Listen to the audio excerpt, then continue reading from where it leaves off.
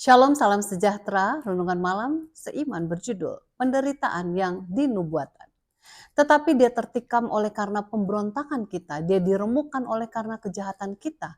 Ganjaran yang mendatangkan keselamatan bagi kita ditimpakan kepadanya, dan oleh bilur-bilurnya kita menjadi sembuh. Yesaya 53 ayat 5.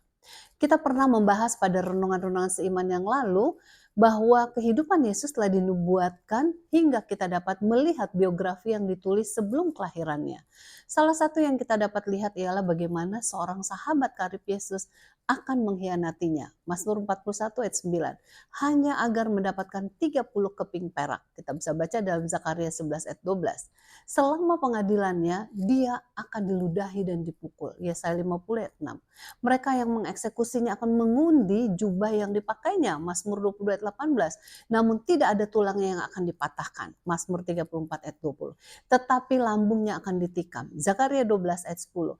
Di dalam sengsaranya ia tidak melawan melainkan seperti yang dikatakan Yesaya 53 ayat 7. Seperti induk domba yang keluh di depan orang-orang yang menggunting bulunya, ia tidak membuka mulutnya. Juru selamat yang tidak berdosa telah dinubuatkan penderitaannya untuk menyelamatkan manusia yang berdosa.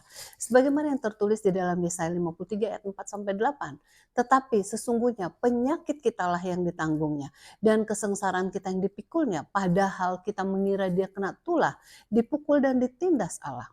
Tetapi dia tertikam oleh karena pemberontakan kita. Dia diremukkan oleh karena kejahatan kita. Ganjaran yang mendatangkan keselamatan bagi kita ditimpakan kepadanya. Dan oleh bilur-bilurnya kita menjadi sembuh. Kita sekalian sesat seperti domba. Masing-masing kita mengambil jalannya sendiri. Tetapi Tuhan telah menimpakan kepadanya kejahatan kita sekalian. Dia dianiaya, tetapi dia membiarkan diri ditindas dan tidak membuka mulutnya seperti anak domba yang dibawa ke pembantaian. Seperti induk domba yang keluh di depan orang-orang yang menggunting bulunya. Ia tidak membuka mulutnya. Sesudah penahanan dan penghukuman ia terambil. Dan tentang nasibnya siapakah yang memikirkannya?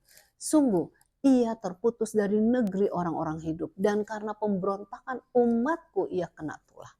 Sangat penting bagi kita untuk mengambil waktu untuk merenungkan apa yang telah terjadi dengan Yesus, Juru Selamat kita. Dia menderita dengan penderitaan yang sangat luar biasa dalamnya. Dan diludahi, dicemati, dipakaikan mahkota duri, dipakut tangan dan kaki sampai disalibkan. Dia harus mengalami penderitaan ini untuk mengambil tempat kita. Harusnya kitalah yang mengalami penderitaan dan kematian tersebut. Kalau saja kita lebih merenungkan kehidupan Yesus, maka kita akan lebih bertumbuh dalam kerohanian kita. Daya tahan kita menghadapi tantangan hidup akan lebih kuat, sebab semua yang kita alami sama sekali tidak berarti dibandingkan dengan penderitaan yang Yesus rasakan.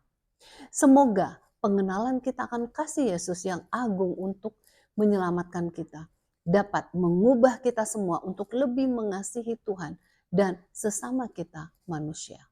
Kiranya Tuhan memberkati.